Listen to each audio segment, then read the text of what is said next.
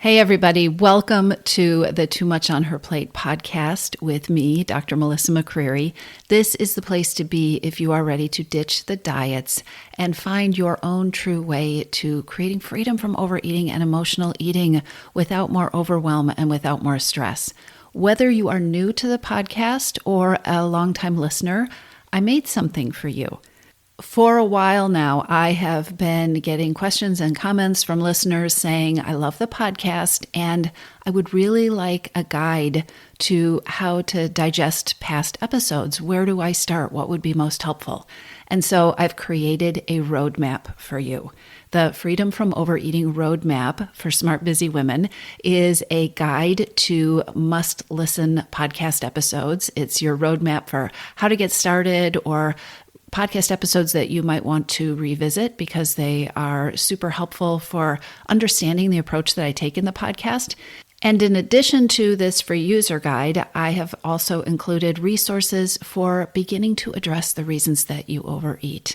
That eternal question that your brain wants to ask, okay, this is all very interesting, but what do I do?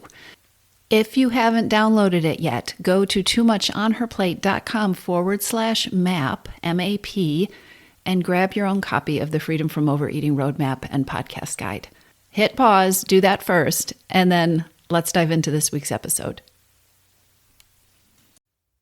Hey everybody, today I want to talk with you about some things that you probably don't even know you are doing, that you can stop doing, and that actually will help you break your overeating habits if you stop doing these things.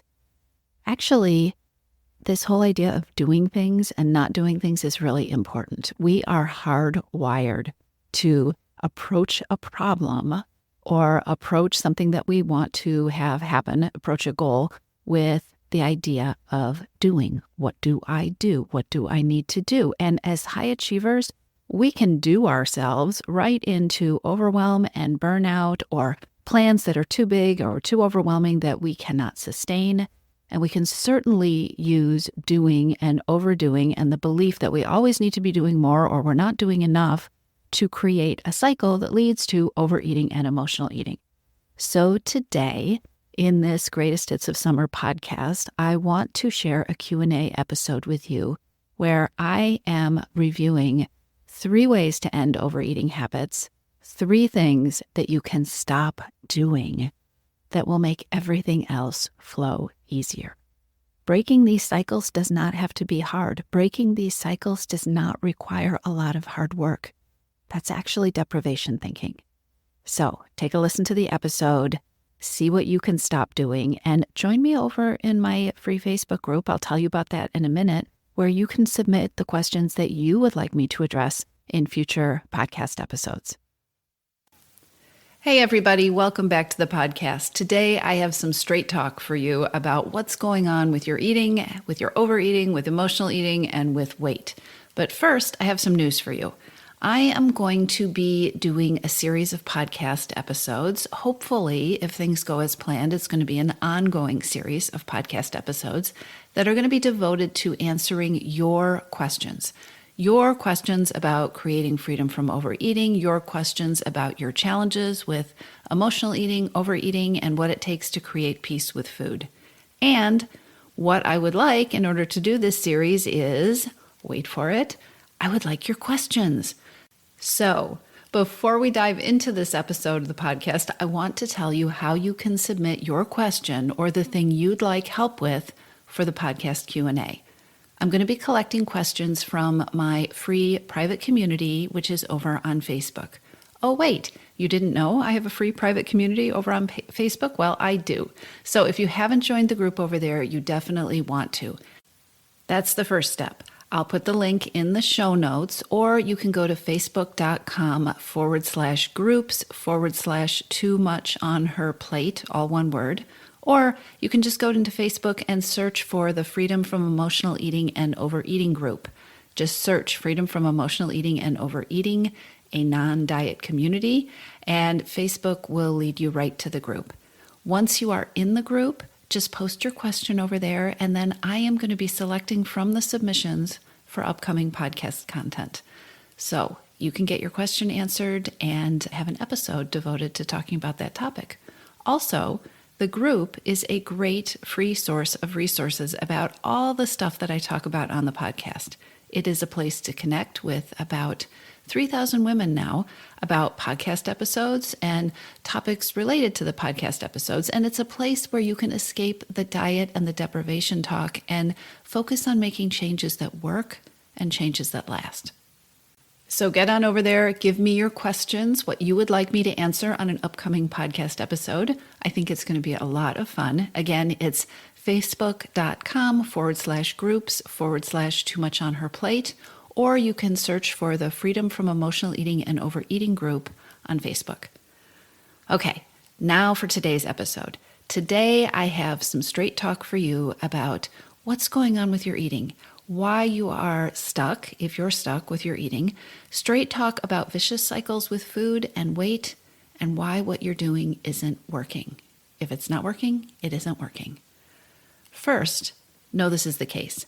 You are not alone. I just mentioned that there are 3,000 women in that Facebook community alone where we are talking about this stuff. People who have decided to join this group because they're looking for other people who are using the same approach and are interested in the same mindset. You aren't alone. And you aren't alone because diets don't work. I know you know this. I know you've heard this. I know you probably tell yourself this. But I also know that if you are like most people raised in this culture, there's a part of your brain that says, oh, but they really do. Diets don't work, and they often lead to weight gain instead of weight loss. Many people who set out to change their eating never make any kind of lasting change, at least not in a positive direction, because worse, they often end up increasing their overeating instead. Their eating habits and their feelings about their ability to control their relationship with food actually get worse. So you don't lose weight. You do lose some other things. Vicious cycles with dieting and deprivation lead to less confidence, less motivation every time you go through that cycle, less hope about your ability to make changes, and less belief in your ability to keep your promises to yourself. It is a sorry, miserable state of affairs.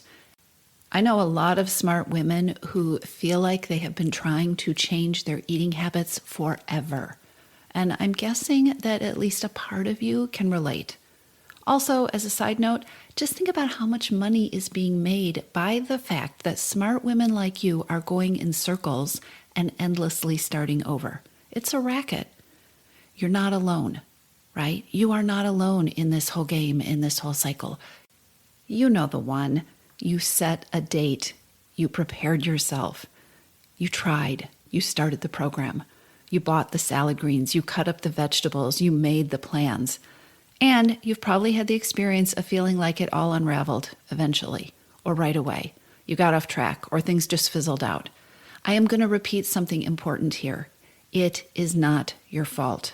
You've probably heard me say it before. I'm going to keep repeating it. It is pretty impossible to stop overeating and emotional eating the way that you are probably attempting it right now. That's why we're having this conversation. And that's why you're going to hear me repeat this stuff again in the future. In fact, I'll repeat it right now. It is pretty impossible to stop overeating and emotional eating the way that you're probably trying to do it right now. Here's why.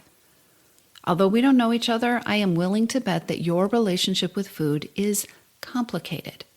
For most of us, food has come to mean many, many complex and tangled things.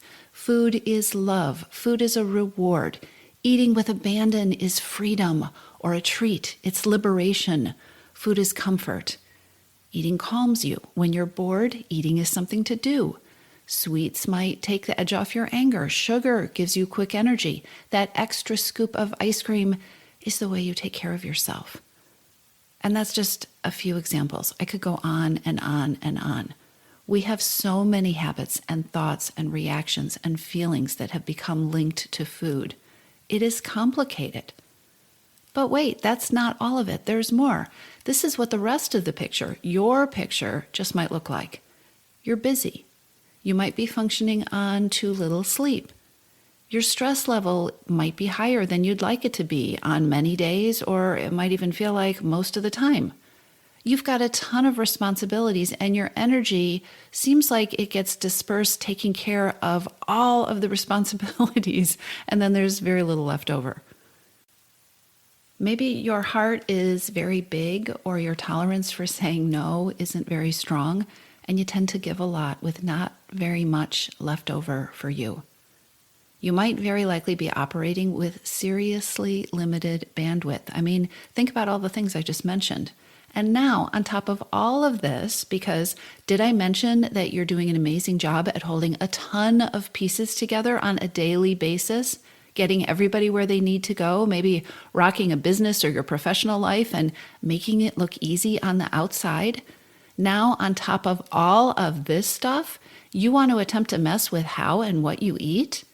And remember, that long list at the beginning: food is comfort, food is love, food is a reward, food is something you deserve, food is your liberation, food is your freedom, whatever the stories are that we have in our complicated relationship with food. You got a lot going on, and food is taking care of a lot of heavy lifting in your life, at least temporarily, or maybe you're telling yourself it is. But food is a coping strategy. So then, in the midst of all of this complicated tangle, you do the deprivation thing. You go on that super strict new plan. Whatever it is, right? No more sugar. No more sugar for energy. No more chips or chocolate chips for that stress relief at the end of the day. No more mindless munching to cope with boredom or frustration. No more bowls of comforting ice cream at the end of everything, at the end of the too long day. No more treats on your way home from work or after you do that winning presentation. Well, shoot. And you wonder why you often feel so deprived when you try to change the way you eat? It is absolutely no surprise that way too many smart women feel stuck in a cycle of starting the super strict deprivation plan and then failing because food does so many things in our complicated lives. And then after you've failed, disappearing into a little comfort eating or a little remorse eating or a little numbing overeating, and then finding a way to start over again on Monday or next month or after the holidays or after vacation or after the next full moon. It is so important to see this pattern because I've seen it over and over again, just the way we have been trained. You can be super smart. You can have super strategic skills in other areas of your life, but if your brain is telling you this is all your fault and you need to just dive in there and hit it harder one more time, and that is the key to success, you will stay on this hamster wheel. You will stay in this vicious cycle. If you want to stop starting over, and if you really want to stop overeating and emotional eating, there are a few things that you have to do differently. And I want to break them down for you in this episode. There are 3 of them. The first thing is that you have to stop minimizing the complexity. It seems so easy and obvious to simply focus on the food, to simply focus on a new food plan for the week. This is what I'm going to do. This is how I'm going to eat. This is what I'm not going to eat. But actually, when you focus simply on a new food plan, you are creating a lot of stress for yourself because food is rarely simply fuel. Like I just talked about, your relationship with food, while it is unique, it is quite likely as complicated as most women's. I'm betting you have a lot of habits and a lot of thought patterns around food. And you can add more greens to your plate. You can focus on the protein and the vegetables or whatever the plan is. You can tell yourself no cookies. But if you don't address the habits and the thought patterns, those cookies will be there waiting. They'll haunt you because you need them. Because they've been a way for you to take care of yourself. They have been a part of your coping strategies with that complicated tangle of life and the complicated reasons that we use food for that I mentioned at the beginning of the episode. The cookies will be there waiting. If all you do is start with a food plan, the cookies will haunt you. And the next time you need comfort or feel stressed or feel exhausted or feel unappreciated, guess what your first thought is likely to be? You're going to want a cookie. When you stop oversimplifying and when you give yourself permission to start seeing and honoring the complexity, it actually does get simpler and clearer. That's the first thing. The second thing you've got to do is you've got to stop trying to beat the cycle. Stop trying to beat the cycle and instead focus on changing it. I'm talking about the starting over on Monday cycle. It's probably familiar, right? And how is that working for you? You probably know it by heart, but you know it by heart because it keeps happening over and over. I used to think it was amazing how when it comes to overeating, smart women seem to try the same or a similar approach over and over again, even when it doesn't work.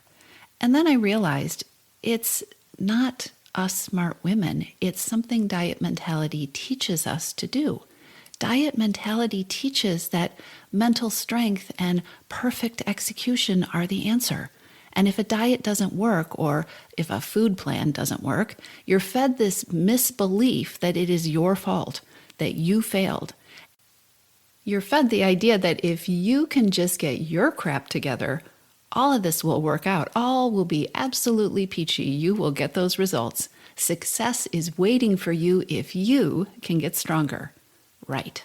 You are plenty strong. Just look at the rest of your life. Look at all the things that you are doing. So you've got to stop trying to beat the cycle. You can't beat it. It's a hamster wheel. It's just a wheel that's taking you nowhere. And the more strongly you show up, the faster you run on this hamster wheel. So instead, put your energy into changing the cycle. What I mean by that is instead of trying to beat this plan that is set up to fail, how about starting to learn and experiment with how to design a plan that fits and works for you? It's a whole different paradigm and it changes the game. Along these lines, here's the third and the last point that I want to make today.